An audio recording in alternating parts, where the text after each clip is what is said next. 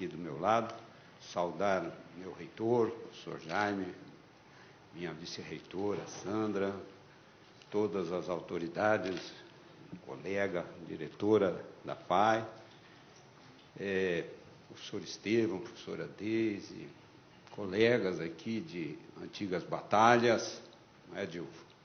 Professor Dilvo, professor Francisco Soares e todas as pessoas que se interessam por esse tema. Eu quero agradecer a confiança do IAT em solicitar o meu nome para estar aqui nesta mesa, que eu aceitei com muito prazer. Então, eu acho que nós estamos passando por um momento no Brasil bastante confuso, bastante complexo, e não é a primeira vez que a universidade se defronta com esse tipo de turbulência. E nesses momentos, nada melhor do que seguir o adágio socrático Nosce te ipsilon, conhece-te a ti mesmo, como uma forma inclusive, de resistência àquilo que de bom é esse patrimônio que é a universidade pública, e no nosso caso, a Universidade Pública Federal, constituiu ao longo de tantos e tantos anos.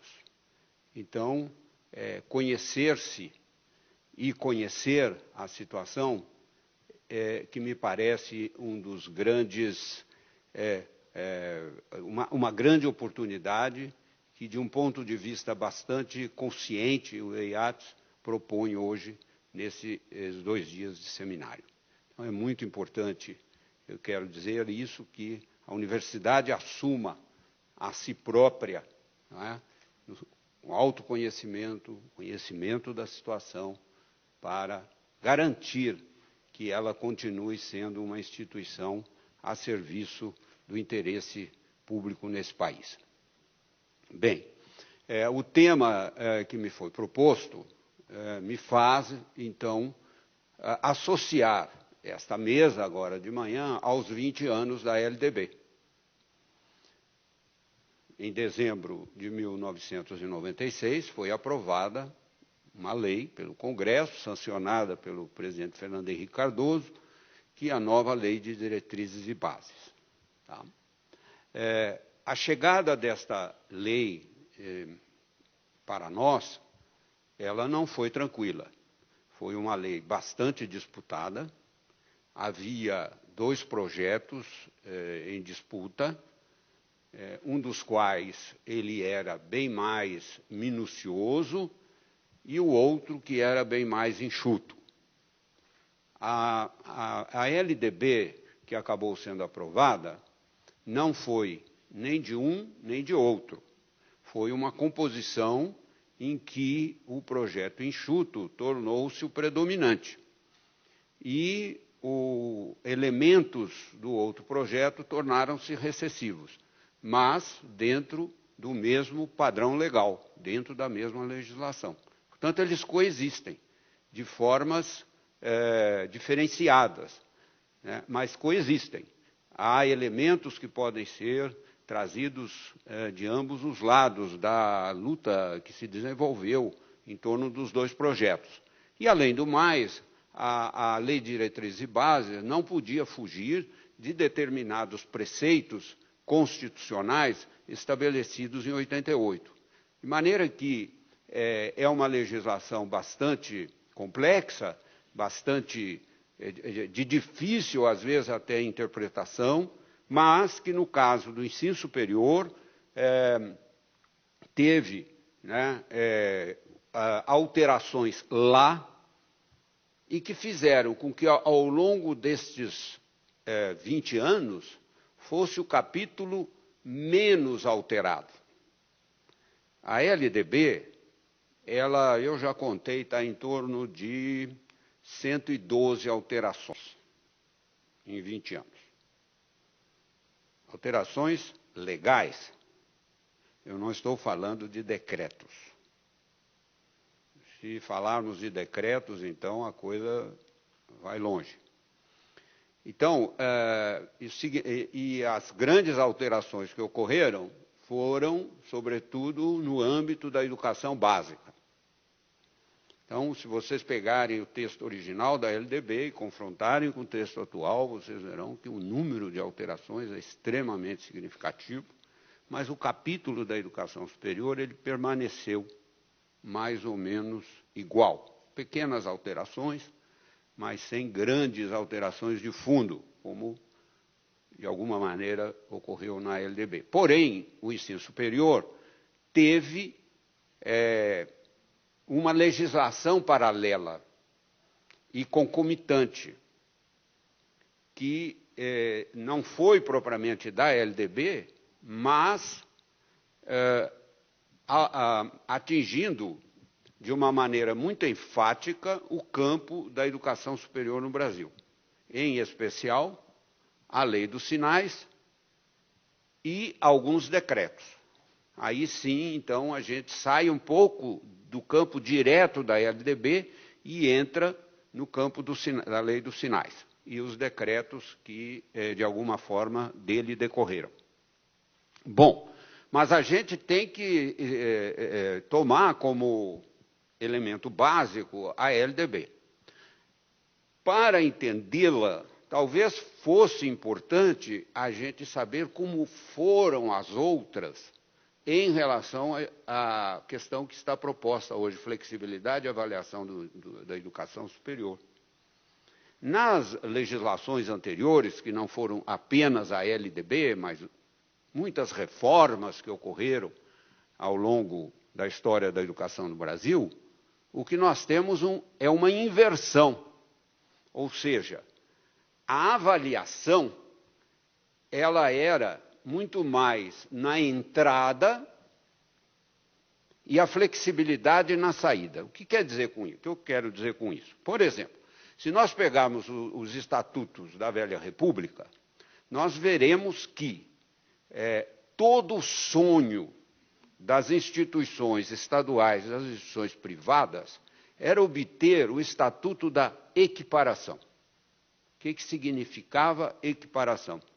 Significava assumir o currículo e a organização pedagógica das escolas federais existentes e submeter-se aos processos rigorosos de avaliação para autorização de funcionamento. Então, isto foi até 96, de alguma maneira. Quer dizer, pelo menos do ponto de vista legal, a ênfase estava na abertura, estava na autorização de funcionamento. Ainda mais que, até 88, a educação privada, no caso agora falando específico da educação privada, era uma concessão do Estado. A partir de 88, ela passou a ser uma autorização. Do ponto de vista da força dos três elementos, concessão, permissão, autorização, a autorização é a menos possante, enquanto que a concessão é a mais possante. Quando você tem o titular do direito, que é o Estado. Aqui fazendo uma pequena saída, o único monopólio que o Estado tem no Brasil da educação é no exaramento dos diplomas. Esse é o único monopólio que nós temos.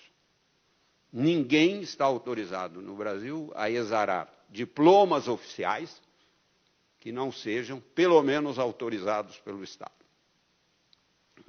E a flexibilidade era, no passado, era a saída. O sujeito obtinha um diploma, ele saía da universidade com um diploma e ponto final, né? Com a grande exceção, que foi da Ordem dos Advogados do Brasil, que conseguiu manter um exame para além da saída, graças às atuações no âmbito da década de 30 e da década de 40. Pois bem, na década de 30, mais diretamente em 1936, quando foi constituído o primeiro Plano Nacional de Educação, esse plano previa para todas as formações de ensino superior o chamado exame de Estado. Ninguém sairia da universidade sem passar por um exame de Estado. Ou seja, ele passaria pelo exame da instituição e depois ainda faria o exame de Estado. E só poderia exercer a sua profissão caso ele fosse bem-sucedido pelo exame de Estado. Mas isso não ocorreu. Na verdade, acabou ocorrendo de uma outra forma, somente com a OAB. Tá? Bom, esse plano não teve vigência, porque no dia 10 de novembro de 1937 houve o golpe, então esse plano fracassou. Pois bem, com a Constituição de 1988, ocorreram mudanças significativas na Constituição. A primeira delas, que toca diretamente o ensino superior, mas que já vinha sendo pautado pela autonomia, é a organização pedagógica. A Constituição brasileira hoje, com relação à organização pedagógica, no que se refere aos métodos de ensino-aprendizagem, é absolutamente livre. E isso é constitucional.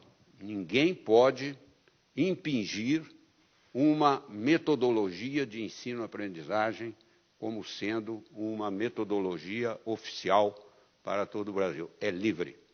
Portanto, estamos aqui no campo da mais ampla liberdade. O mesmo não ocorre necessariamente com o conjunto restante da organização pedagógica. Isso é um pouco diferente. Tá? Pois bem, então a Constituição de 88 teve essa marca e teve essa resposta a tudo que nós sofremos durante a ditadura, com censura, todo esse tipo de coisa. Então, a própria Constituição, ela tem um halo de flexibilização de determinados rigores que nós trouxemos do passado. E, portanto, quando houve a disputa em torno da LDB, porque a Constituição, em 88, mandava que houvesse a elaboração de uma lei de diretrizes e bases da educação nacional, nesta elaboração, então, é que houve o choque de dois projetos que tinham que se conformar a determinados mandatos constitucionais, mas com relação a outros não, ela era uma lei aberta à discussão. E assim se fez e deu essa lei 93/94, como eu disse a vocês, ela contém elementos dominantes de um e recessivos do outro. E no que se refere, então, à educação de modo geral, alguns elementos vieram à tona. Então, o primeiro deles, que eu acho que é muito importante, é saber a passagem da concessão para a autorização. Tá? Isso altera um pouco a força do Estado em relação, sobretudo, à expansão da iniciativa privada. Mas a lei como um todo, ela é flexível com relação, do ensino superior, não só com relação à questão dos métodos, mas também com relação à organização pedagógica. Olhando para o passado, e eu tenho visto isso agora, na minha pesquisa, assim, com lupa, é interessantíssimo ver como, por exemplo, se tomarmos a dimensão do currículo como uma dimensão importante na universidade, como ela era detalhada, nos mínimos is. Não é? Pegando, por exemplo, o curso jurídico, ou o curso de medicina, curso de engenharia, são extremamente minudentes, né, determinando até número de horas, número disso, número daquilo. Bom, isto se converteu no que a LDB chama agora de proposição de diretrizes curriculares nacionais. E com um certo toque de discussão em torno delas. Não tanto com relação à rede federal, mas com relação à rede estadual e, em certa medida, com a própria iniciativa privada. As diretrizes são vinculantes ou elas são autorizativas?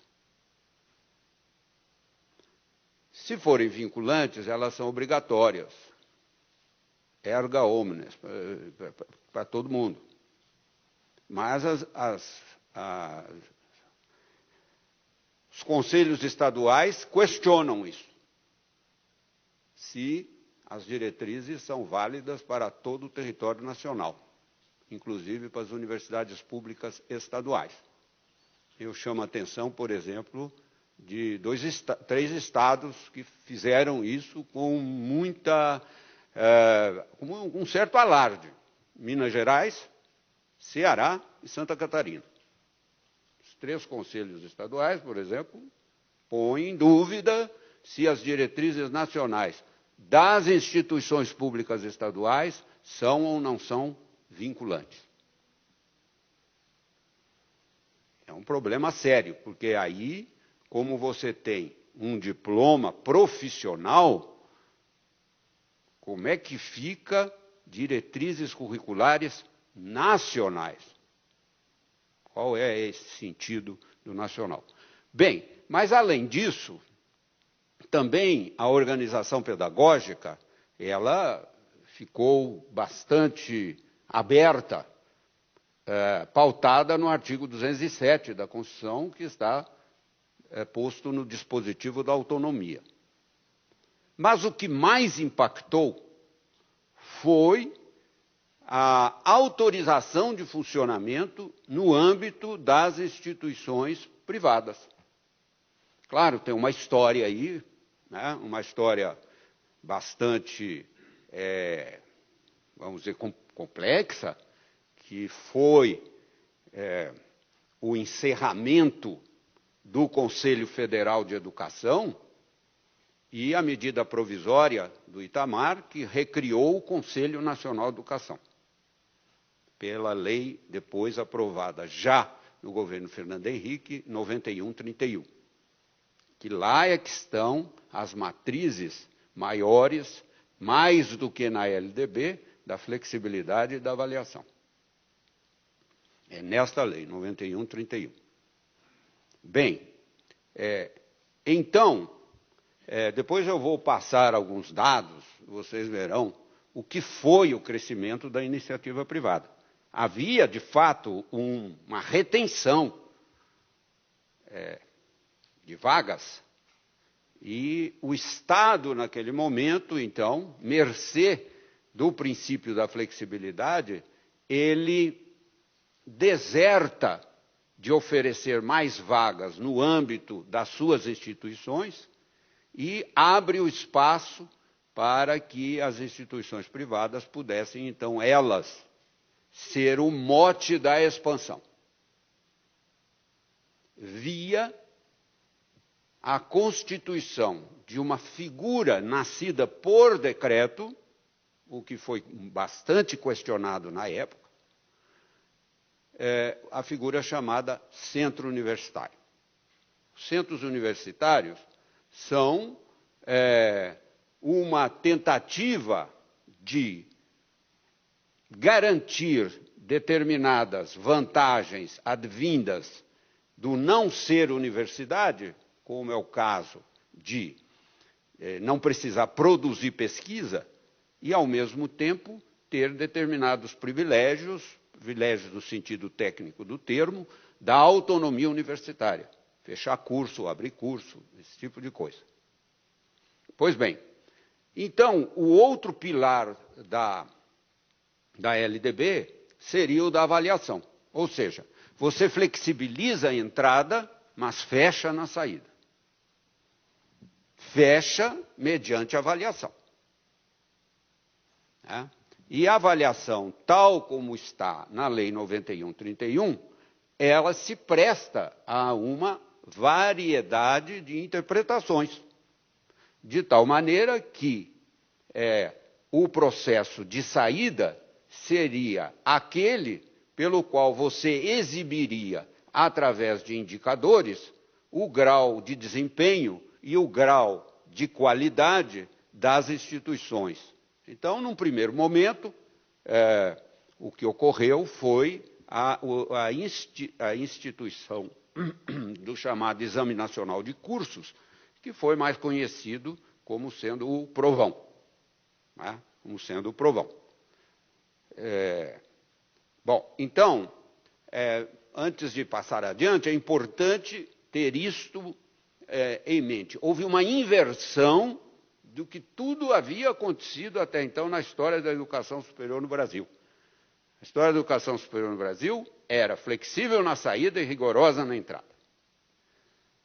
Após 96, o que você tem é inversão. Você tem uma grande flexibilidade na entrada e um grande, ou pelo menos uma tentativa de estabelecer rigor na saída, mediante elementos de indicação de desempenho, de qualidade. Bem, o Provão passou a ser objeto de muitas críticas, todos sabem. E no interregno entre Collor, ou melhor, e o Fernando Henrique, já havia elementos que traziam para a universidade uma busca do que eu comecei falando hoje, de um conhece-te a ti mesmo, que foi o Programa de Avaliação Institucional das Universidades Brasileiras, o PAIUB, sendo que o professor aqui presente, o professor Dilvio Ristoff, era uma das pessoas de proa na condução deste programa. E esta avaliação, do PAIUB, ela era, como hoje também um dos vetores da chamada avaliação qualitativa. E que se dá, sobretudo, por uma avaliação interna, em que existe a preocupação dos pares em fazer um autorreconhecimento, a própria dinâmica da instituição e assim por diante.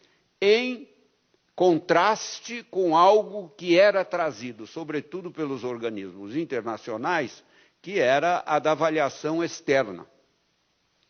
Então, havia e há ainda esse choque entre as duas matrizes de avaliação. Uma avaliação que proveria de fora, da instituição, para vê-la no seu todo, e, ao mesmo tempo, uma dinâmica interna que era do autoconhecimento, com consequências, evidentemente, não era nenhuma farra corporativa. Quem se dá ao trabalho de ler o PAIUB verá que ali tinha uma sistemática muito bem pensada, que ia para avaliação externa depois de um certo momento e tal. Bom, toda a crítica que foi feita, então, à Lei 91/31, que foi, vamos dizer, adicionada pela própria LDB, de 96, a 91/31 é de 95, foi no sentido de que o Provão ele respondia muito mais às tendências internacionais de uma avaliação externa, sistemática e permanente, do que a avaliação interna, que procuraria conhecer os condicionantes específicos das universidades, onde quer que elas estivessem estabelecidas, né? O seu grau, por exemplo, de institucionalização, o seu grau de avanço nas pesquisas, face a uma nova universidade que talvez não tivesse um grau de institucionalização tão grande e um amadurecimento na pesquisa tão profundo quanto de instituições como a nossa, né? Que tem já uma centena de anos. Então, ou quase, de maneira que o PAIUB, ele procurava, pela avaliação interna, considerar também aspectos mais específicos processuais que, hipoteticamente, o Provão não consideraria e não considerava. Bem, eu estava no Conselho Nacional, isto foi objeto de discussões, inclusive com o falecido ministro Paulo Renato, e ele foi muito claro numa sessão em que praticamente se bateu o martelo em cima daquilo que viria a ser propriamente o Provão. Ele falou claramente, ele falou, a avaliação, quem vai fazer será a divulgação dos resultados e a sociedade civil, de posse dos resultados, vai manter aberta ou fechada a instituição X ou Y. A instituição que for boa, ela se mantém. E quem não tem competência, isso é palavra dele, tomando esse adágio, quem não tem competência não se estabeleça. De maneira que assim se fez, e durante um bom tempo o Provão passou então a ser, de um lado, bastante encampado pela mídia, que viu no score, no ranking, na classificação, algo de fácil apreensão, né? Até por vivência nossa, que todos nós tivemos vivências da educação escolar nossa, em que nota 10 é ótimo, a letra A é ótimo, e se você não atingisse 5, você era reprovado. Então, até por essa razão, houve uma maior facilidade na apreensão daquilo que seria o benefício trazido pelo Provão. Pois bem, a crítica se aprofundou, sobretudo nos meios acadêmicos, e o primeiro programa, então, do governo Lula, encampou a ideia de que o Provão precisava ser revisto. Daí nasceu, então, os sinais. Né? Com uma tramitação no Congresso absolutamente improvável de se vir a acontecer. Ela foi rápida. Ela foi rápida. Quem for estudar a tramitação verá que houve uma rapidez que assusta. Né? Quem conhece a lentidão com que estas coisas se passam, leva um susto. Né? Mas como isso aqui passou assim tão rapidamente? O fato é que, então, o ensino superior passou muito mais agora a ser visto pelo ângulo, né, da avaliação da lei dos sinais do que propriamente por aquilo que a LDB traria no seu bojo. Né? Diferentemente da educação básica, que foi bastante alterada no que se refere à própria LDB. Bem, hoje nós estamos em torno dos 20 anos da LDB.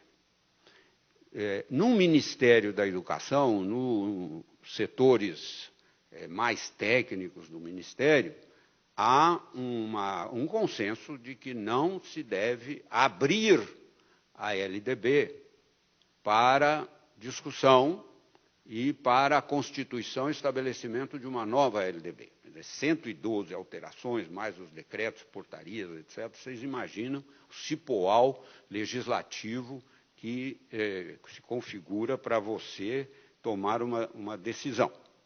Pois bem, então, o consenso ali é abrir a LDB uma caixinha de Pandora, que vai desde a discussão sobre o ensino religioso nas escolas públicas, que é uma discussão absolutamente passional, tem setores que discutem racionalmente, até a questão maior, que é a questão da autonomia universitária. Então, é preferível deixar assim, tá? E trabalhar lateralmente pela lei dos sinais, o ensino superior, e, sobretudo, no Plano Nacional de Educação, a Lei 13.005, aprovada em junho de 2014. Pois bem,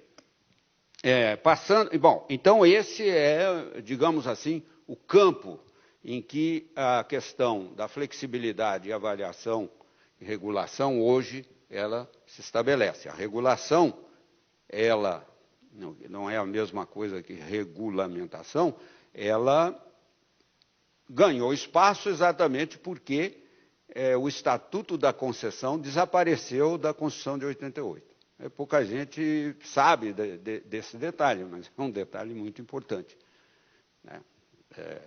Por isso é que houve toda esta possibilidade de uma grande flexibilidade e que determinou a grande expansão das instituições, sobretudo das instituições privadas, que concorrem hoje conosco, sobretudo no que se refere às licenciaturas e na pedagogia. Pois bem, aqui tem, não sei se, só para ter uma ideia muito rápida, né, em 1932, o Brasil tinha 2.300.000 crianças na instrução primária, que era de 4 anos, assim se chamava, instrução primária. Dessas 2.300.000 crianças, matriculavam-se na escola pública 230.000 crianças de 7 anos. Matriculavam-se 140.000 e formavam-se 14.000. Portanto, isso era um quadro do Brasil. Eu tenho dado de 1933 com relação ao ensino superior, são dados oficiais da época. Então, nós tínhamos ali, né, 19.000 matrículas, sendo que 14.000 eram do ensino privado, né?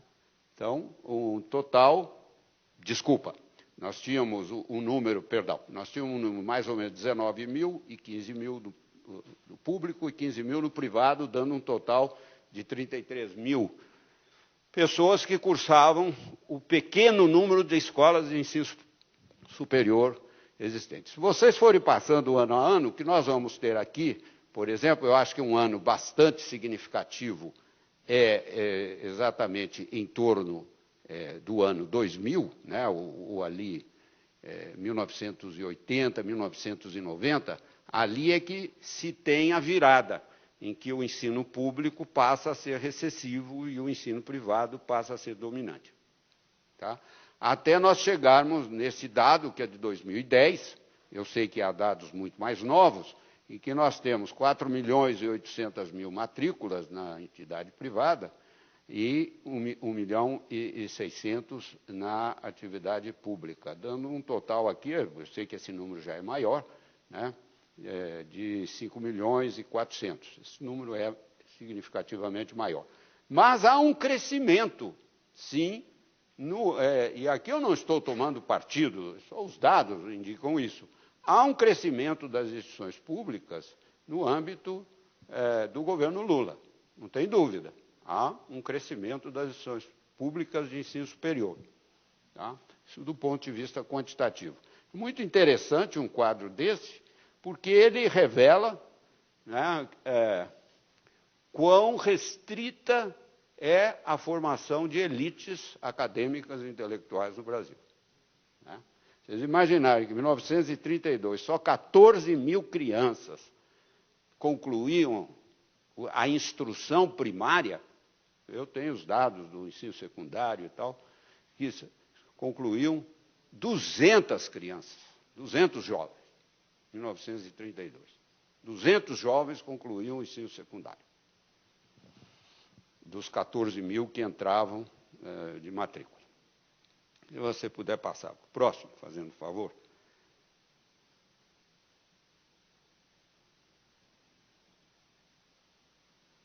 Pois bem, aqui Eu acho que é o mesmo quadro, podemos passar para outro, só que ele está mais bonitinho.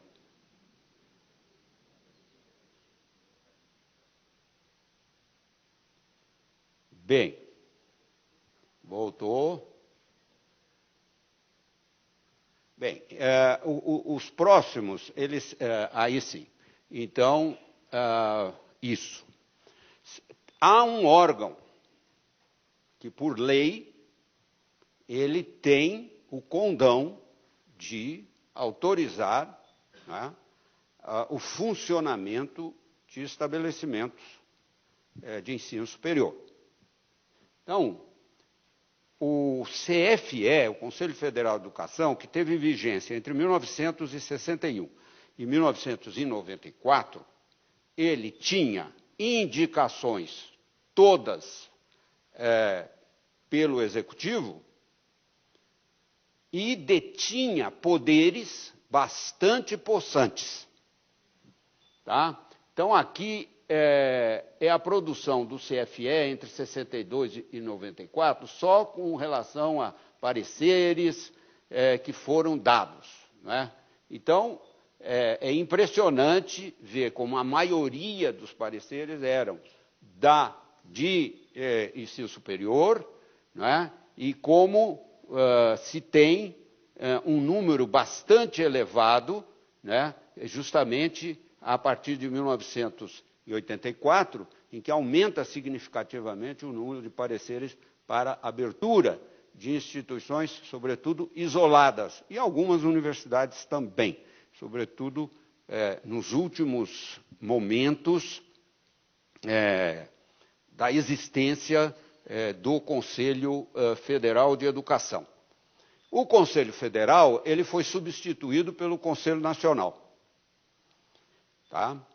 O Conselho Federal foi extinto e, no seu lugar, foi constituído o Conselho Nacional de Educação, retomando uma nomenclatura de 1931.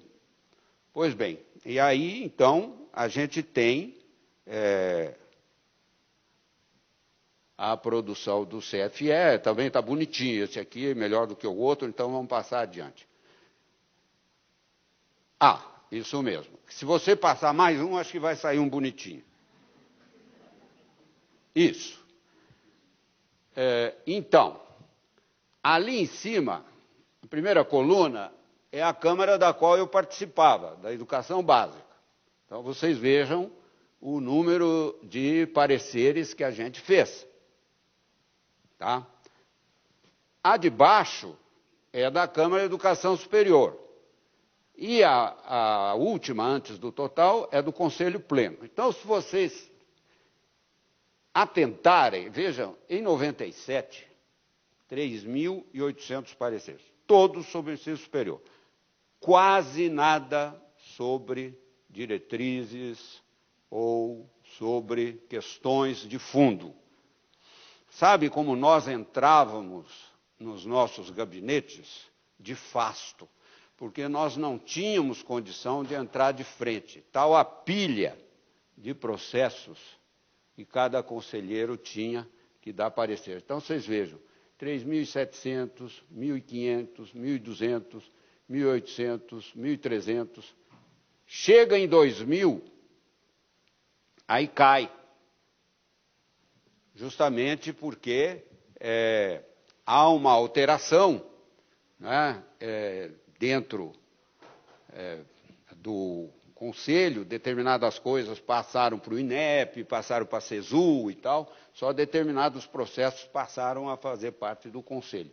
Então, cai significativamente o número de pareceres. Mas, de qualquer maneira, vocês vejam que com a LDB, que ela é de 96, o que acontece em 96?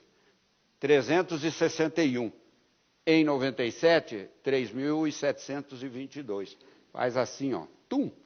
E aí depois continua, o grande pico é 97, 98, mas depois vocês vejam como é que a coisa é acelerada. E na maior parte eram de instituições privadas. Não é? Então, podemos ir adiante. Vamos ver aí um pouco. essa é a produção do CFE entre 62 e 94, e tudo aquilo que a gente disse, que entre 70 e 80 houve um primeiro boom de expansão do ensino privado no Brasil, né? Podemos passar adiante. Bom, são as deliberações do CNE, vocês podem ver o pico que tem em 1997, 98, e aí, entre 91 e 2010, né, se tem nesta coluna, aqui, essa escala aqui para cima, é o total, né, de abertura. Cá embaixo, essa pontilhada em vermelho é do ensino privado, vocês vejam como cresce, e justamente aqui, ó, né, o grande salto está se dando aqui, justamente devido ao princípio de flexibilidade da LDB. E cá embaixo, o crescimento das instituições públicas, né? Uma sobe pelo elevador, outra sobe pela escada. Então, é um pouco esse o quadro. Eu acho que não tem mais. Será que tem? Acabou, né? Isso é só para dar uma ideia, né, do que este órgão, que é o Conselho, teve que fazer, teve que se virar para dar conta de uma avalanche impressionante. E, ao mesmo tempo, sempre no confronto com a Câmara de Educação Básica, eles diziam, não, vocês fazem o trabalho próprio do Conselho, que é o estabelecimento de diretrizes. Nós não, nós temos que ter a urgência de resposta aos pedidos de abertura, porque se nós não respondermos, haverá uma judicialização do nosso trabalho. Pois bem, então, o que acontece é que, nesse processo todo, o papel... só para vocês terem uma ideia, esta revista Exame, que é desses anos aí, agora, ela é de 2014, nasce a maior empresa de educação do mundo. E esta aqui, Isto é Dinheiro, que é também de 2013, os bilionários da educação. E é em cima do ensino superior, é? E aqui, essa revista é a Carta Capital do ano passado, mercado nota 10, e aqui a fábrica de diplomas, né? Mostrando, por exemplo, a receita líquida em milhões das 8 primeiras maiores instituições que lucraram, né, com esta abertura, e que, nesse sentido, essas instituições, hoje, elas trabalham muito mais com financeirização e oligopolização do ensino superior, mediante a atuação no mercado acionário, no mercado de ações.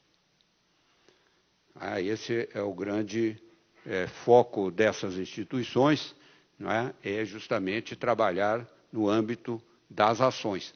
E, por aí, você não tem um controle do Estado, nem regulação, nem regulamentação. Isso está aberto. Por quê? Porque você entra mediante ações. E esse é um mercado aberto. De maneira que o único elemento para frear esse tipo de coisa é realmente ou a inadimplência ou diminuição de matrículas. Não há outro critério para tal, na medida em que o Estado se deslocou claramente da organização para a avaliação, né? Bem, então, esse quadro, o que ele nos indica, né? Houve um crescimento das instituições de ensino superior, né, bastante grande nesses últimos 20 anos, A grande ênfase foi mais em instituições de ensino do que em universidades. Isso significa que essas instituições produzem pouca pesquisa, mas são grandes instituições. São grandes instituições, né? Os números são fabulosos. Por exemplo, a primeira delas tem uma receita líquida de 2 bilhões de reais, né? A segunda, 1 bilhão e 800, a terceira, 1 bilhão e 700, a quarta, 1 bilhão e 400, a quinta, 1 bilhão e 200. Só na sexta é que baixa para 600 milhões, né? E número de alunos, então, por exemplo, a primeira tem um número elevado de estudantes, né? E ela ocupa 9,5% do mercado. Bem, e um pouco o clima para a pesquisa. A ideia de nação, ela se vê entrecruzada pela globalização, que no caso da educação superior pegou um vetor que leva para a sua oligopolização, em termos de concentração de instituições, e leva ao apoio financeiro delas mediante a atuação no âmbito do mercado de ações, não é? A penetração de tais realidades associada ao crescimento, em especial das instituições privadas, condicionou uma mudança no perfil do ensino superior no Brasil. Houve uma diminuição do papel central do Estado sobre a organização do ensino superior, até porque o próprio Estado se redefiniu, pondo mais ênfase na prestação de contas do financiamento, na avaliação e resultados de avaliação, e nas metas e indicação das fontes financeiras, do que propriamente por uma avaliação que considerasse a processualística e o mérito, apesar de a lei dos sinais ter este foco de tentar uma síntese virtuosa entre aspectos indispensáveis de uma avaliação final de desempenho, mas, ao mesmo tempo, aspectos importantes de a consideração da processualística interna das instituições. Então, disto decorreu e decorre, não é, uma dificuldade, porque passam, sobretudo, os gestores das universidades, que se veem pressionados, de um lado, pela consciência da importância, não é, do conhecimento da processualística interna e, ao mesmo tempo, as exigências de um modelo gerencial e a busca de eficiência. Pois bem, no âmbito propriamente da universidade, há um deslocamento, então, da importância da oferta do ensino superior do Estado para a sociedade civil e daí para os determinantes destas, entre as quais a grande competição e a aplicação imediata de conhecimentos pragmáticos, diminuindo a importância do capital cultural. Não é? Pois bem, o que me parece, então, no momento, que seria algo que seja importante para se pensar esse modelo de que nós estamos vivendo, é realmente a consideração das metas e das estratégias do Plano Nacional de Educação. Bom, falar sobre o plano hoje é falar sobre uma incógnita. Os 3 planos anteriores fracassaram. O plano de 36, por razões políticas ditatoriais, o plano de 61-62, por razões político-ditatoriais, o plano de 2011, por carência de financiamento, e o atual plano tem elencado o financiamento do plano, inclusive para a expansão das universidades, calcado na expectativa de barris de petróleo extraídos do pré-sal, do fundo social e tudo mais. Quer dizer, de um lado tem todo esse embaralhamento político que nós estamos vivendo, mas, ao mesmo tempo, uma queda brutal do valor do barril do petróleo.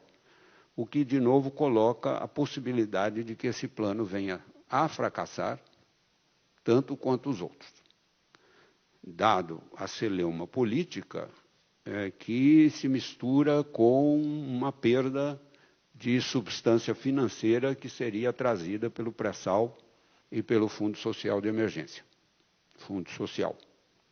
De maneira que o importante, me parece, é que voltarmos para as nossas reservas. Quais são as nossas reservas nas instituições públicas? Por onde passam as nossas reservas? Por onde passam as nossas forças, que certamente nós vamos atravessar, de uma maneira ou de outra, o Vale Profundo. E, portanto, nesses tempos de ascese, é uma espécie de quaresma depois da Páscoa, nós temos que ver com que coisas, com que forças, com que coisas nós vamos trabalhar. Porque esta situação odierna, ela é muito complexa, muito complicada, e a gente não tem as respostas, senão voltar, evidentemente, não abandonar, a renunciar àquilo que está na Constituição, que é um financiamento para o Plano Nacional de Educação, mas, ao mesmo tempo, saber que a gente vai ter que brigar nas duas pontas. De um lado, dizer, olha, isto aqui foi aprovado na Constituição, isto foi aprovado numa lei, é preciso levar isso adentro. Mas, de outro lado, saber que os nossos recursos vão ser bastante limitados no atravessamento desse Vale Profundo. Não é? Bem, outras iniciativas foram levadas adiante, pelo menos sem grande sucesso, né?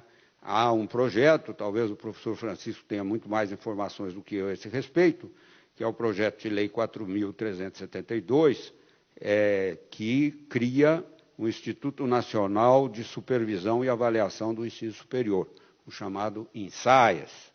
Não é? É um projeto, né? E ele deslocaria determinadas funções que hoje estão adstritas, seja ao Conselho, seja ao INEP, para esse novo organismo. Mas, pelo menos, o acompanhamento que eu tenho, né, ele está dormitando nas gavetas do Congresso Nacional. Então, seria a constituição de mais uma agência pública na arena já complexa da arena educacional que nós temos. Conselho Nacional, CESU, INEP, enfim, e agora mais um elemento dessa natureza. De um lado, é bastante complicado a questão da expansão, né? Na ordem do ensino superior, o questionamento se o Estado tem condição de bancar novas universidades. É preciso, eu acho que nós temos que fazer uma pergunta muito clara e bastante difícil de se dizê-la, mas eu acho que é importante. Será que toda universidade nova que se abre, ela tem que ser uma nova UFMG? Será que todas as universidades do país têm que ser boas em tudo? Por que nós não podemos, como a LDB prevê, uma universidade por competência? Por que todas têm que se mirar na UFMG? Com cursos que vão cobrindo não só as 5 grandes áreas, mas todas as 200 e poucas sub-áreas da tabela do CNPq. Essa é uma pergunta que a gente precisa se fazer.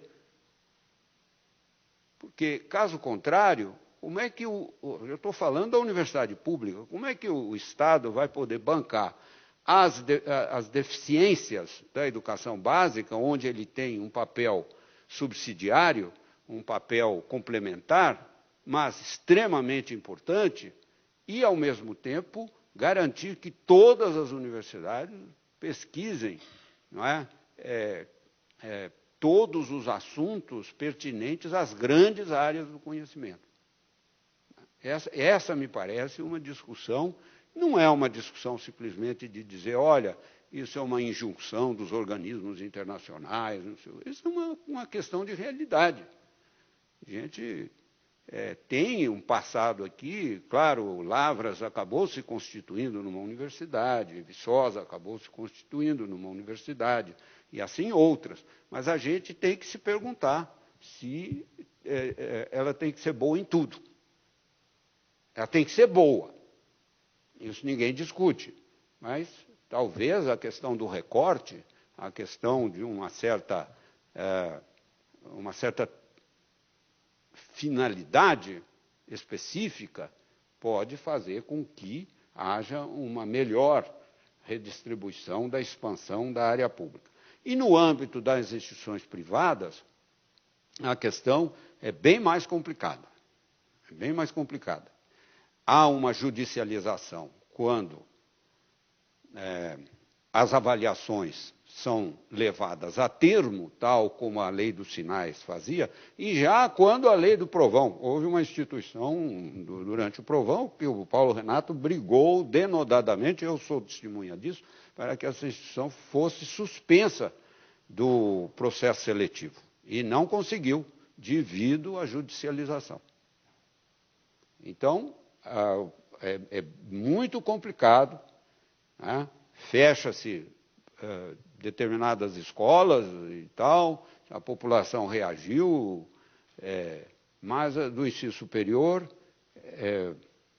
não, tem um ou outro caso em que há suspensão disso e daquilo, mas que é bem menos significativo do que essa expansão realmente desordenada que houve entre 97 e 2005. Bem, são estas as considerações que eu queria trazer. Eu trouxe aqui estas preocupações. A minha grande preocupação é se vão querer reabrir a LDB. Eu acho isso de um risco astronômico. A gente precisa ter bastante consciência do que significaria a reabertura da LDB. Porque isso traria discussão de tudo. De tudo. Né? E numa situação passional, fica mais difícil a gente poder conduzir com determinada racionalidade. A outra questão é a questão do PNE, a sua fragilidade atual, a questão de como será possível estabelecer padrões reais de avaliação com relação às instituições privadas e, finalmente, eu acho que as nossas instituições públicas têm que voltar-se um pouco para rever as suas forças, suas energias e saber que vamos passar por um momento de grande dificuldade para manter aquilo que tem sido a égide das escolas de educação superior federais no Brasil, um patrimônio da qual o país não pode abrir mão. Essas são as contribuições que eu queria trazer nesta manhã, retomando um pouco esses 20 anos da LDB, a Lei dos Sinais e um pouco do Plano Nacional, que eu sei que ficará sob a responsabilidade de outras mesas, então eu não quis avançar nessa discussão, mas me ponho à disposição se houver alguma solicitação de um diálogo entre nós. Muito obrigado.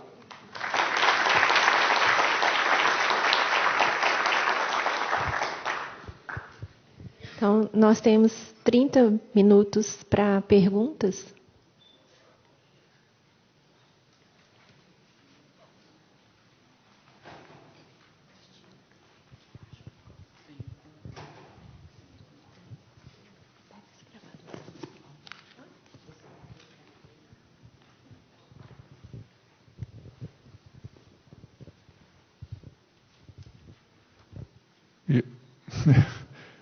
Muito instigante e provocador aí. Agora, a pergunta que eu queria fazer, você fez antes, que é a vocação das universidades públicas, se elas todas devem ser as mesmas. Então, na verdade, eu só queria lembrar que mesmo nos Estados Unidos, nem todas as universidades são Harvard, MIT. Existem, e podia falar da França, podia falar da Inglaterra.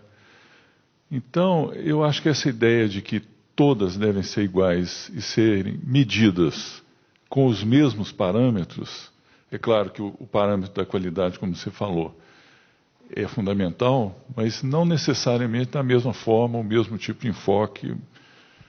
Existem muitas questões que são muito importantes para o país, que podem não ser importantes para o mundo inteiro, e, portanto, o tipo de produção de conhecimento ele será diferente, terá impacto diferente, mas também precisamos de universidades que tenham impacto internacional, porque não seremos um país avançado em termos de econômicos e sociais e culturais e reconhecidos no mundo como tal, se não tivermos universidades de chamada classe mundial, né? Agora, eu acho que há inimigos dos dois lados, né?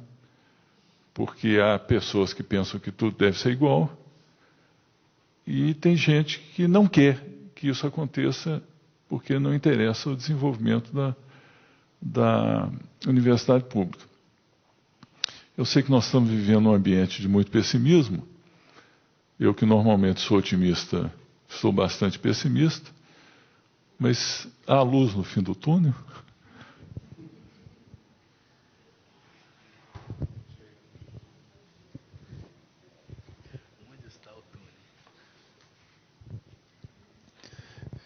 Bom dia, professor Cury. Meu nome é Ricardo Takahashi, sou pró-reitor de graduação da UFMG. Minha pergunta vem na direção de que, aqui da posição de pró-reitor e vendo, assim, tendo um panorama de como as coisas se desdobram na universidade, às vezes a gente fica com a sensação de que esse esforço que a universidade brasileira tem de fazer assim, é urgente a gente conseguir aumentar em muito a cobertura de vagas para a população. A gente tem esses desafios crescentes, inclusive no que diz respeito a financiamento e tudo. Às vezes o próprio sistema de ensino superior joga contra, talvez na minha visão recente desse assunto. A gente tem, de uma maneira mais ou menos sistemática, essa geração de diretrizes curriculares pelo CNE, que tem como denominador comum aumentar cargas horárias obrigatórias de praticamente todos os cursos. Neste momento, a gente está num momento em que as licenciaturas vão ter de aumentar em 15% a carga horária de disciplinas. Algo que, dentro das universidades, mais ou menos impacta linearmente a quantidade de professores, recursos que são necessários para formar o mesmo número de alunos. Olhando de um ponto de vista anterior, eu assumi a pró-reitoria, eu participei de algumas reformas de currículo, como relator ou presidente de comissões de reforma, né? Eu participei, por exemplo, de um curso de engenharia aqui na UFMG, em que a gente examinou os currículos de engenharia similares, análogos, no mundo inteiro. A gente notou que os menores currículos de engenharia ocorrem nos países anglofônicos, onde tipicamente existem bons cursos em universidades muito conceituadas, que exigem da ordem de 2.400, 2.700 horas para a formação de engenheiros. Harvard está nesse meio, Oxford está nesse meio. Os maiores currículos de engenharia ocorrem, que a gente detectou, estão na Bolívia, exigem 7.500 horas para a formação do engenheiro. Aqui no Brasil, a gente exige 3.600 horas, que na época a gente constatou, né, que o engenheiro brasileiro não é tão bom quanto o boliviano, mas não é tão desgraçado quanto o de Harvard ou Oxford. Então, são questões que, às vezes, passa a impressão de que a gente está jogando contra muito do que seria possível a gente fazer com a mesma quantidade de recursos.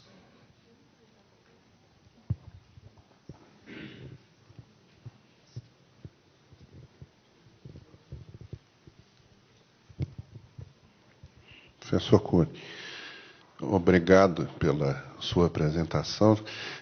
Quando o senhor falou do tal grupo privado grande que tem, né? Tinha um dado que eu acho que é interessante. Eles devem estar com 1.200.000 alunos, né? E eles passaram um grupo chinês, que era o primeiro do mundo, e agora eles são o primeiro grupo do mundo. Teve um ex-diretor lá da escola de engenharia que trabalhou lá e que falou que abriu mais de 100 cursos de engenharia que ele abriu, né, trabalhando para esse grupo. E esses cursos, pelo menos na engenharia que eu olhei, que é a minha área, né, eles são invariavelmente, entre esses cursos, constam os piores cursos de engenharia do Brasil, segundo as avaliações. E esses interesses, o que me preocupa é que eles são, como o senhor disse, né, baseados em muito dinheiro, né, em um investimento de bilhões e bilhões de dólares e tal. E esses setores não brincam em serviço, eles são organizados, eles defendem seus interesses, né? O senhor acha que o setor público está organizado também para poder defender os seus interesses nessa disputa?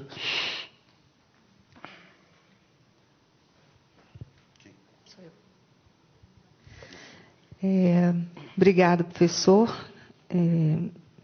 Como sempre, aprendemos muito com a sua exposição. Eu queria me reportar mais ao final da sua fala, quando você fala de recorte para a expansão da área pública. Todo o encaminhamento da sua fala foi no sentido de mostrar que sempre houve uma tensão em relação a isso, né? Historicamente, né? E agora, quando você me coloca essa questão, é claro que nós vamos seguir pensando nela, mas ao que me parece, quando você fala, por que não uma universidade por competência, ao que me parece, não sei, acho que você deveria nos esclarecer, não no sentido de fragmentar no âmbito das públicas, a velha tríade ensino, pesquisa e extensão, mas no sentido de vocação temática. É bom que se esclareça isso, porque senão a gente está defendendo essa tensão, né, num sentido conservador, né? E a outra questão ainda, que eu acho que também vale a pena a gente pensar um pouco, e você poderia nos trazer exemplos, você começou a citar aí de uma disputa do Paulo Renato com uma determinada instituição privada, é a questão da judicialização, né? Porque nós estamos aí entre o mercado e o Estado, né? E no caso das privadas, elas seguem por esse duplo ordenamento no sentido mais do mercado. Quando a gente está falando de judicialização aí, no sentido de iniciativa privada, no sentido de empresa privada, né? E aí com a crescente expansão no sentido da financiarização e da oligopolização. Então, eu te pediria para falar um pouco mais disso, porque dentro deste colóquio é a primeira vez que a gente toca nesses planos mais macro de regulação da educação superior, né? E tinha que ser com a sua fala, claro, né? Mas realmente essa tensão atravessa a todo momento e seria interessante a gente conhecer melhor esses aspectos.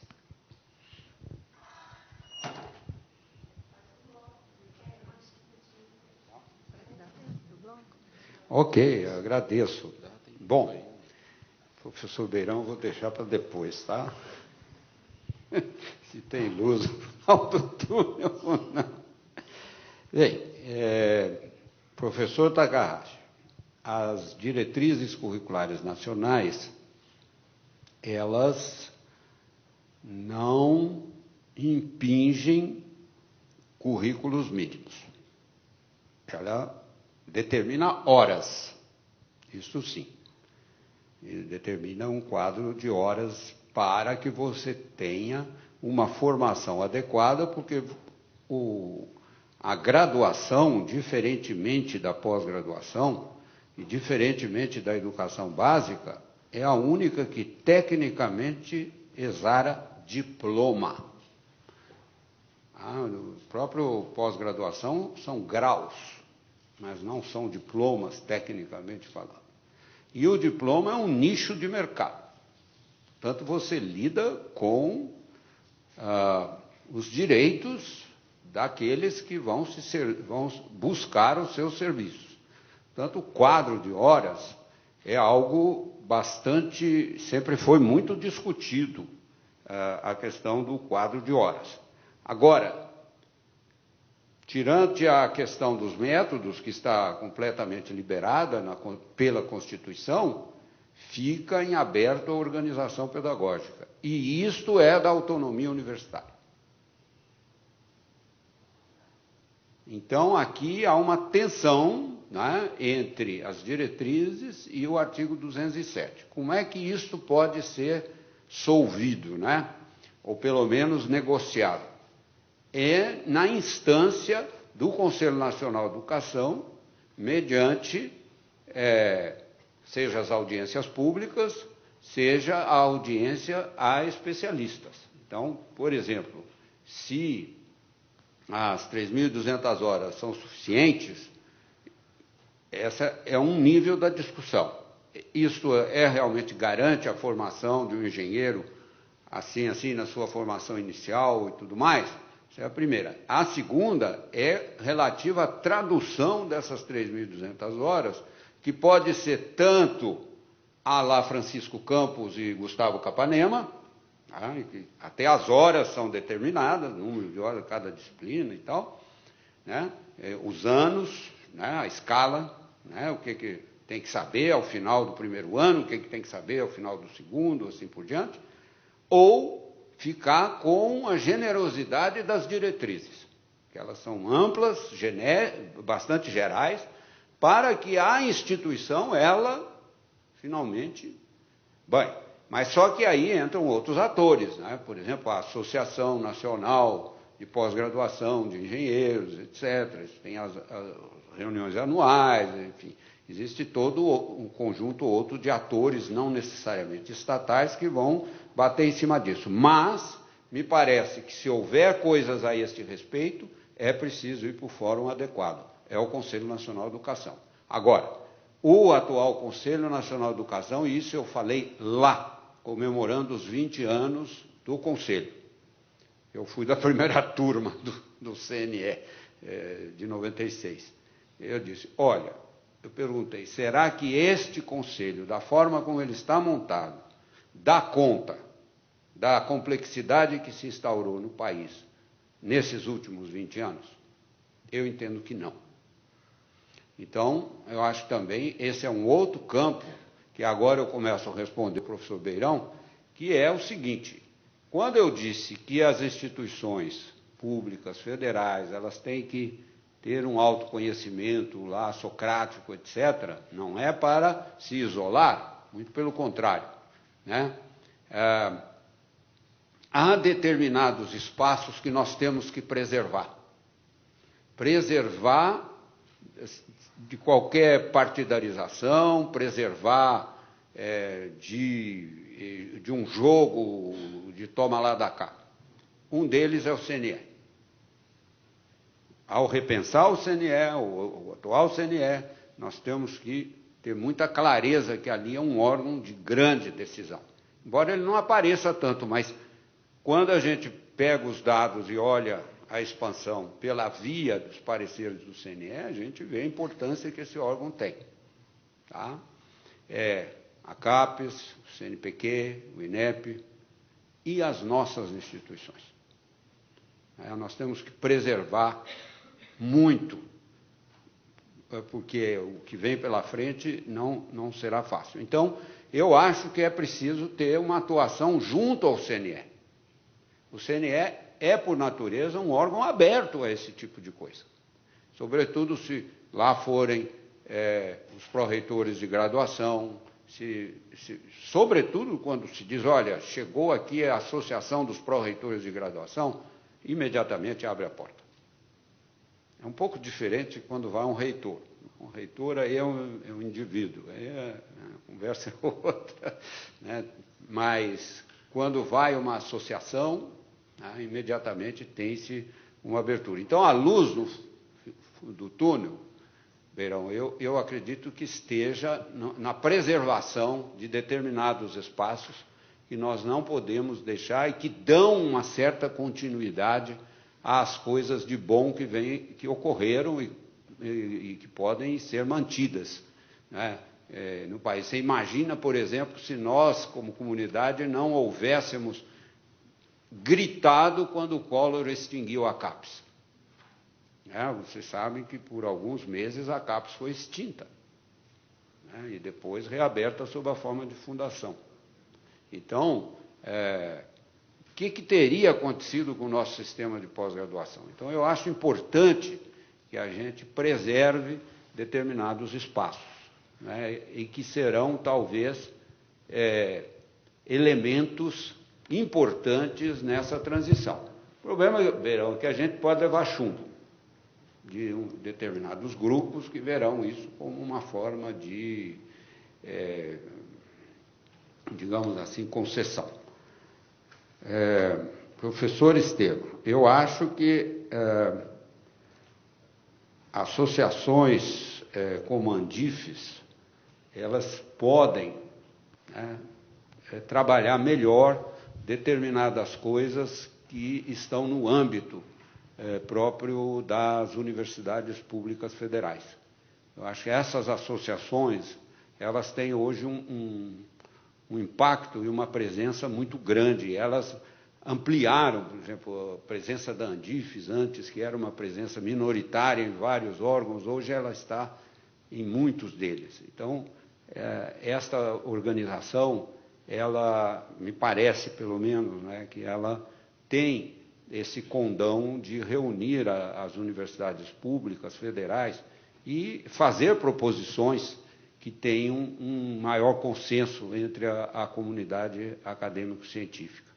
Né? Por isso, eu acho importante, né, que num seminário desse, né, haja representação dessas associações. Olha, Deise, por favor, eu vou ler para você o parágrafo único do artigo 52 da LDB. É facultada a criação de universidades especializadas por campo de saber. Tá? E é isso que eu defendo. Tá? Está na LDB, né? E é por isso que Lavras, por exemplo, né, e outras instituições que eram por um recorte bastante específico, por quê?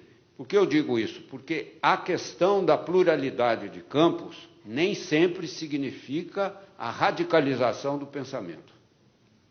Você pode ter uma pluralidade de campos que seja exclusivamente pragmática e você não atinja o cerne da questão. Mas você pode ter, sim, uma universidade voltada para o agrário, para o agrícola, e ali você redescobriu o todo. Tá? Quer dizer, o todo, ele não é propriedade da soma da pluralidade de cada campo do saber. Você recupera o todo na literatura, na engenharia, na educação, você pode recuperar o todo na medicina, claro que você recupera o todo. E essa que é a tarefa da universidade, o seu campo formativo básico de não só trazer profissionais que sejam agora sim competentes no sentido do exercício da sua profissão, mas também de uma visão mais ampla do conjunto das coisas.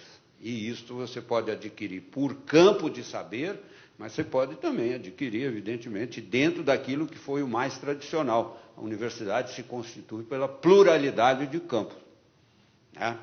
Que é o nosso caso aqui, por exemplo. Sei que outra universidade, talvez a USP, tenha oceanografia, que talvez nós não tenhamos, né? Mas é uma universidade com pluralidade de campos, né?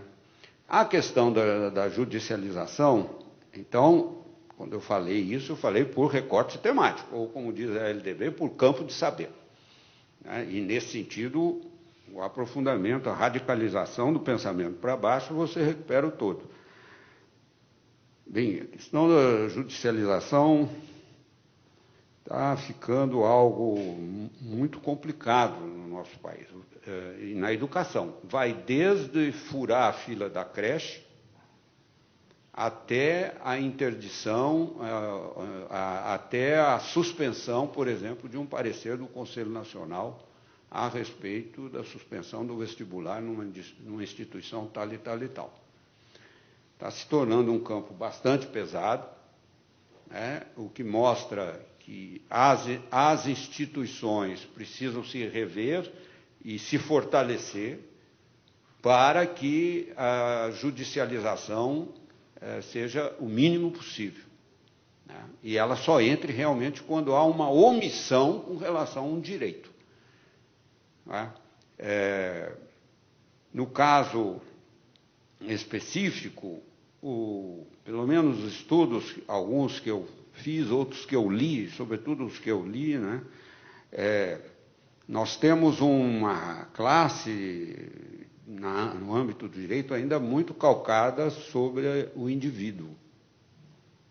É uma concepção bastante calcada na figura do indivíduo, portanto, dos direitos civis. E algo muito pouco desenvolvido ainda em torno dos direitos sociais. Então, você tem, por exemplo, autorização de menino com 14 anos para entrar na universidade com 15, porque pega o artigo 5º lá da Constituição, segundo a capacidade de cada qual. Então, várias decisões de juízes vêm calcado nesse ponto. O artigo 5º da Constituição diz que terá que ser levado em consideração a capacidade de cada qual. Ora, esse menino fez 800 pontos na prova do Enem, por que ele não pode entrar na universidade? Bom, enfim, há outros aspectos aí a serem levados em consideração. Mas, desde isso até mesmo a decisão de suspender uma instituição, ela tem passado por processos de judicialização. Isso, acho que essa parte de conhecer um pouco melhor esse cipoal legislativo que nos cerca no campo da educação, isso é muito importante para a gente poder, de alguma forma, se contrapor a essa volúpia judicializante que está tomando campos absolutamente procedentes e outros campos que são, a meu ver, impertinentes, tá? Pessoalmente, eu tenho visto muito mais essa questão das creches, né, que é um absurdo, não é? Quer dizer, você tem uma instituição que funciona muito bem, um professor ou um tutor, monitor, etc., para 12 alunos, de repente aquilo lá, como é que a gente tem essa tradição, de repente você vai entulhando a turma, fura a fila e rompe uma melhor pedagogia que podia se desenvolver lá dentro. Mas, baseado num mandado judicial, você vai fazer o quê? Você tem que cumprir, né? E a mesma coisa, os reitores têm se visto com pedidos aí de meninos com menor de 18 anos que fazem o Enem, né, e vão procurar a EJA, sobretudo no terceiro ano, vão procurar a EJA, ou até com 16 anos, e vão lá, né? Recentemente, conversando com o reitor da Universidade Federal de Goiás, ele estava preocupadíssimo com esse tipo de coisa. Em Goiás, isso aí pegou fogo. Está cheio de menino lá de 15, 16 anos, simplesmente entrando com recurso judicial para entrar na universidade, né? Porque, para que ensino médio? Se eu fiz todos os pontos do Enem, se eu gabaritei tudo, para que eu vou terminar o ensino médio? Eu não, já fiz, já tenho aqui o diploma com o certificado com 16 anos, com 15 anos. Então, essa judicialização ela é muito complicada. Agora, quando você passa para a instituição em si, aí vem sempre aquele argumento, olha, mas o interesse do aluno vem na frente de tudo. Então, isso tem sido um pouco o mote dos nossos juízes para suspender determinadas decisões que procederiam da lei dos sinais.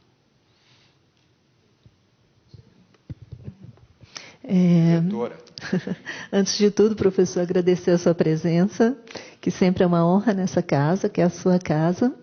E a questão que eu gostaria de trazer é muito mais um compartilhar, né, da situação dessa relação desse macro com esse micro, entendendo a universidade enquanto esse campo da consolidação dessas políticas, né? E aí o que eu gostaria de estar pontuando, porque olhe bem, nesse processo da expansão, nós tivemos nossos cursos Reúne, nós tivemos os cursos de educação à distância da UAB. Eu participei das duas esferas, tanto da UAB quanto dos cursos Reúne, durante 6 anos. E aí a preocupação é que nós ainda estamos numa fase de consolidação de muitas dessas áreas de conhecimento, desses novos cursos, tanto em termos de permanência, tanto em consolidação mesmo, as nossas turmas, avaliação, e ainda com algumas dificuldades. Por exemplo, licenciatura do campo, onde nós estamos sem recursos para trazer nossos alunos para cursarem suas aulas aqui na faculdade. Ou seja, nós ainda vivenciamos algumas dificuldades estruturantes para que esses cursos realmente se consolidem. Paralelo a isso, nós temos também a questão do FIES, do ProUni, quer dizer, várias políticas que dialogam nesse cenário e que, na verdade, num cenário em que, principalmente na expansão do Reúne, nós ainda tínhamos uma realidade de várias áreas de conhecimento estarem consolidando os seus programas de pós-graduação, que tinham que investir em termos da consolidação desses programas, e ainda vivemos uma outra realidade, principalmente enquanto uma faculdade de educação, que é a demanda de programas tanto na esfera municipal, estadual, federal, né, no campo educacional, e demandas sociais. Ou seja, na verdade, nós vivenciamos todo um desejo que está estabelecido, né, pelo legislativo e tudo mais, mas o nosso cotidiano ainda é muito conflitivo, porque nós temos políticas em diferentes direções, né, e nós ainda estamos numa fase de conseguir lutar pela permanência desse aluno. Nós temos uma garantia de acesso, mas a permanência ainda é uma dificuldade desse aluno, exatamente que nós pegamos outros segmentos sociais. Então, na verdade, é mais, se pudesse nos ajudar em algumas considerações em relação a isso, que eu diria que em termos da universidade, de uma faculdade de educação, nós vivenciamos permanentemente esse dilema de consolidar essas políticas. Professor Cury, muito obrigado pelas palavras. É um comentário e uma pergunta. O comentário vem ao encontro da ponderação que o professor Beirão fez, que o senhor gentilmente abriu aí algumas possibilidades. Do ponto de vista da realidade hoje na Andifes, todas as universidades novas querem ser uma URGS, uma UFRJ, para não dizer uma UFMG. Essa é a aspiração. E se isso for deixado exclusivamente do ponto de vista do desejo de cada uma delas, isso nunca vai convergir. E, ao mesmo tempo, o que eu tenho observado é que, por parte do governo, nunca houve uma sinalização de que elas não poderiam ser, ou posto de outra forma. Havia uma expectativa de que elas cumprissem algo no sentido regional, mais disciplinar, sim, mas sempre uma perspectiva também de que elas deveriam abrir o leque para todas as áreas do conhecimento. Então, eu vejo que a alternativa nesse aspecto, concordando que do ponto de vista não apenas financeiro, até de propósito, não é possível esperar que a 67 tenha o mesmo grau de qualidade, mesmo porque o FMG levou 90 anos para chegar onde ela chegou, e uma que foi fundada há 10 anos, ela não vai conseguir fazer isso. É uma questão de escolha e decisão de Estado, na minha opinião. A outra ponderação, e aí uma pergunta, com os 20 anos do CNE, do qual o senhor fez parte, e viu toda essa evolução, o que nós temos percebido, muitas vezes, é que as diretrizes ou as leis ou as questões de regulamentação ou de regulação, elas miram os 3/4 que são privados, mas acabam alcançando o outro 1/4 que é público. E nós ficamos engessados em muitas dessas questões. Então, nada contra ter um CNE único, mas haveria a possibilidade, com a sua experiência, de termos questões para o público e questões distintas para o privado? Como você avalia essa questão do ponto de vista de futuro do nosso país?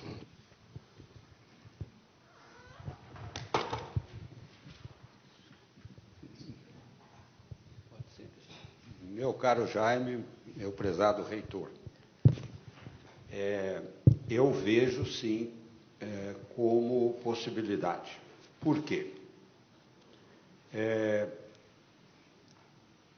O Conselho Nacional de Educação agora está sob a égide do Sistema Nacional de Educação. Essa é uma figura nova que entrou com a emenda 59. Tá? Então, nesse momento, não está muito fácil a gente saber exatamente o que é nacional e o que é federativo. Existem campos em que nós sabemos claramente que é federativo, embora o maior peso vá para o MEC. Por exemplo, há uma ruim avaliação do Enem, ninguém vai perguntar para o governador ou para o secretário estadual. Vão perguntar para o MEC, que não tem responsabilidade direta sobre o ensino médio. Bem, então há campos em que vamos dizer, a divisão de competências, atribuições, competências no sentido de atribuições, estão claras. Outros campos não. E um deles é que sempre houve no Conselho Nacional a consciência de que nós éramos Conselho Nacional para as questões vinculantes para todo o universo do Brasil, por exemplo, os 200 dias, e havia questões em que claramente nós éramos Conselho Federal de Educação, embora não existisse mais, com a figura anterior, mas dentro da rede federal. Isso está voltando agora na discussão sobre o Sistema Nacional de Avaliação. Esse sistema está em discussão mediante um projeto de lei complementar. Então, o Sistema Nacional não está entrando via LDB, está entrando via uma lei complementar do parágrafo único do artigo 23 da Constituição. E é por aí que você pode pensar no Conselho Nacional, numa Câmara voltada para os aspectos federais, que são o nosso caso, da Andifes, etc., e aí discriminar o que é público e o que é privado. Mas isso precisa ser objeto de uma atenção da parte da Andifes, acompanhando. Eu agora de cabeça não tenho aqui o PLC, né? Mas eu posso depois passar, mas ele está muito avançado. Eu tenho já o projeto bastante avançado, e é aí que é possível se pensar numa nova composição do Conselho, e dentro da composição do Conselho estabelecer uma Câmara voltada para as questões específicas das universidades públicas, para não se engessar, porque a questão da universidade privada, ela, na medida em que ela tem maiores dificuldades com relação à qualidade, perda de aluno, não sei o quê, contrato de professor, tem uma série de coisas, é evidente que ela sofre determinadas injunções que não seriam pertinentes estabelecer a erga omnes. Então, eu acho que precisaria haver um estudo mais detalhado de uma proposta de uma renovação do CNE. O CNE precisa ser renovado. Não nas figuras que estão lá, são pessoas muito boas, mas na questão da representatividade. A questão da representatividade é um problema sério. Né? Será que o Conselho atual, ele realmente expressa vamos dizer assim, a complexidade e as respostas que o país precisa? Eu acho que não. E nesse sentido, então, haveria sim a possibilidade de atender, mediante uma Câmara, esse 1/4. E uma outra que atendesse esses 3/4. E a junção delas, os 4/4, quando houvesse uma questão que seria vinculante para a nação e não para a federação. Tá? Professora Júlia, minha diretora, olha, a questão foi tão difícil de se colocar, né, em ação políticas de diversidade, né, e aqui no caso trazendo a educação indígena, fazendo educação de gestores, de jovens e adultos, né, do campo e tudo mais. Bom, coisas há que vão depender realmente de financiamento. E é por isso que eu vejo aí, eu não vejo grande luz no final do túnel, não. Não vejo. Eu estive semana passada na CAPES, nós estávamos discutindo onde cortar por conta do contingenciamento havido já. E onde cortar, né, para não prejudicar aquilo que seria considerado quais são os pontos essenciais. Né? Houve um corte de 1 bilhão. Agora, cortar 1 bilhão na CAPES, vocês imaginem, já houve esse corte. Isso se não houver um novo contingenciamento aqui. Então, é claro que a gente protesta. Olha, o que nós queremos é continuar, que o PROAP continue com tudo que ele tem, etc. PROEC, é evidente, mas tem lá, por exemplo, um programa que leva metade do orçamento, que é o Ciências Sem Fronteiras.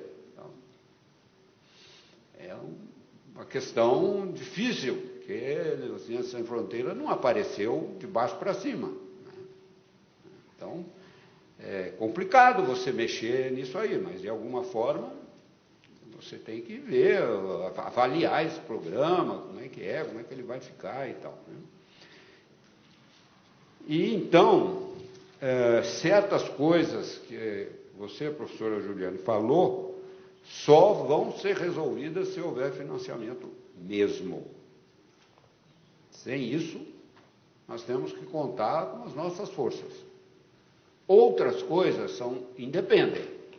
É o caso, por exemplo, no caso das licenciaturas, etc., o professor Mauro está aí, há uma fuga. A carreira docente, por enquanto, ela está sendo muito pouco atrativa. 50% dos governadores de estado não implantaram o piso. E o piso hoje é de R$2.000. Não houve implantação do piso salarial nacional, por lei, obrigatório, etc., de R$2.000. Não houve. Então, claro que existe uma complicação federativa aí enorme, né? Mas existe também esta dimensão da diminuição da demanda para as licenciaturas, o que coloca muitas vezes em xeque o REUNE, né, a sua bondade. No caso do FIES e do ProUni, o que aconteceu foi outra coisa. A demanda muito grande dos educadores era de 10% do PIB. Se não houvesse as torneirinhas, e uma delas é o ProUni e o FIES, não haveria se chegado aos 10% do PIB. Houve uma negociação muito clara a esse respeito, dos atores que estavam, vamos dizer, na Câmara. Eu acompanhei isso porque eu fiz a pesquisa da atividade legislativa dia por dia no Congresso, e deu para perceber que ou você abria a torneirinha para as creches conveniadas, para o FIES, para o ProUni, e para o Ciências Sem Fronteira e para o Pronatec, ou não se teria os 10%.